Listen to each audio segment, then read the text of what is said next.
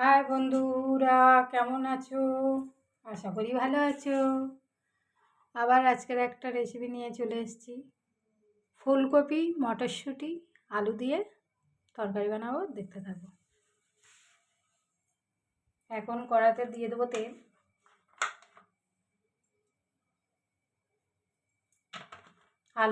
ফুলকপিটা ভেজে নেওয়ার জন্য কড়াই তেল দিয়ে দিয়েছি। এবার আলুটা দিয়ে দিলাম ভাজার জন্য।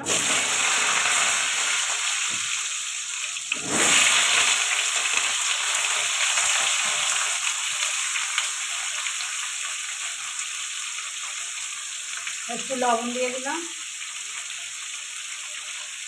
এটা একটু ভালো করে ভেজে নেব।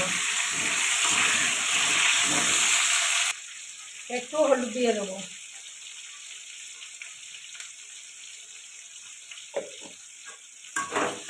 এটা ভালো করে ভেজে নেব। আলুটা ভাজা হয়ে গেছে, নামিয়ে নেব। এবার ফুলকপিগুলো ভেজে নেব।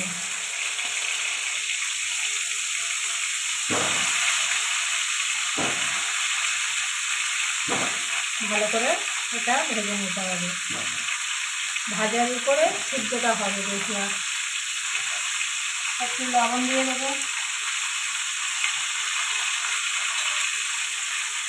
একটু হলুদ দিয়ে দেবো,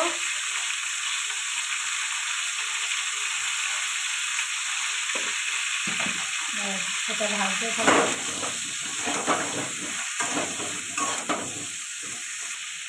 ফুলকপিটা ভাজা হয়ে এসেছে, এবারে তুলে নেব।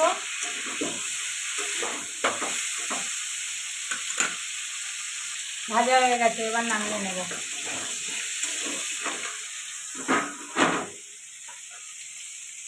তরকারিটা বসাবার জন্য তেল দিয়ে দেবো। পরিমাণ মতো তেল দিয়ে দিলাম। এবার গোটা গরম মশলা ফোড়ন দেবো, তেজপাতা দিয়ে দেবো,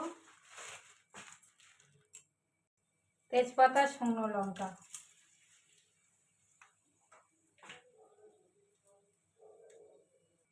টমেটো, পেঁয়াজ দিয়ে দু চারটা কাঁচা ওর মধ্যে ছিল, সেটাই দিয়েছি। মেন টমেটোটা দিন। সামান্য লবণ দেবো টমেটোটা গলে যাওয়ার জন্য। টমেটোর সাথে লবণটা দিলে টমেটোটা নরম হয়ে যায় তাড়াতাড়ি।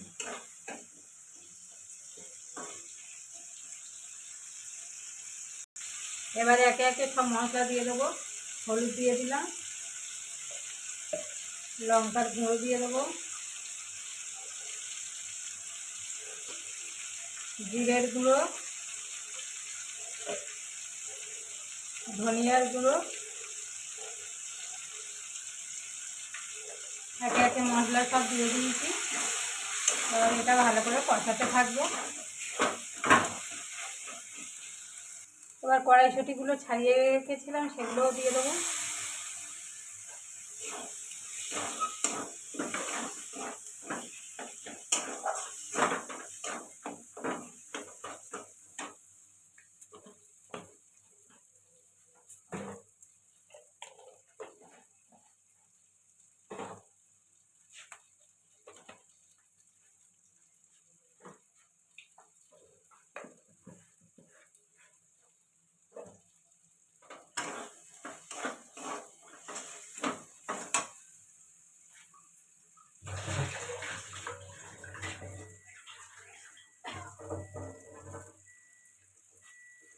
একটু জল দিয়ে দিলাম।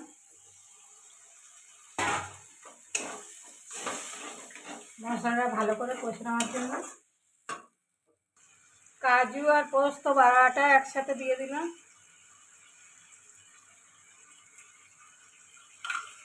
এটা ভালো করে কষিয়ে নেব।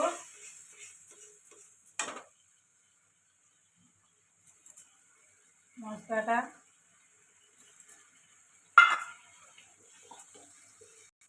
বাটিটা ধুয়ে একটু জল দিলাম।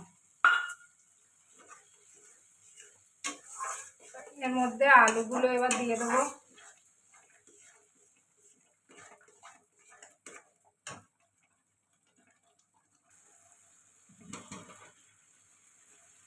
আলুগুলো দিয়ে দিলাম। এবার ফুলকপিগুলোও দিয়ে দেবো, ভেজে রেখেছিলাম।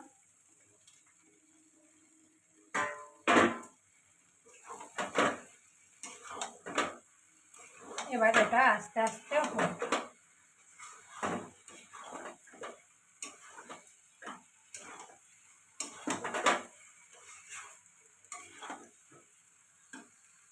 বাদাম বাটা সবসময় দিই না, কারণ গ্যাস হয় তো, ওই জন্য দিতে চাই না। মানে একদিন দিলাম, একদিন খেলে আর যা হয় হবে, দেখা যাবে। পরিমাণ মতো জল দিয়ে দিলাম। এটা এবার আস্তে আস্তে হতে থাক।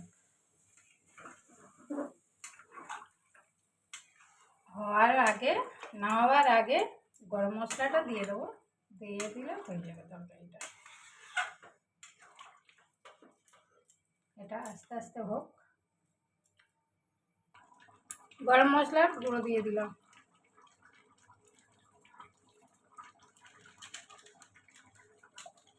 এবার হয়ে গেছে তরকারিটা, এবার নামিয়ে নেব।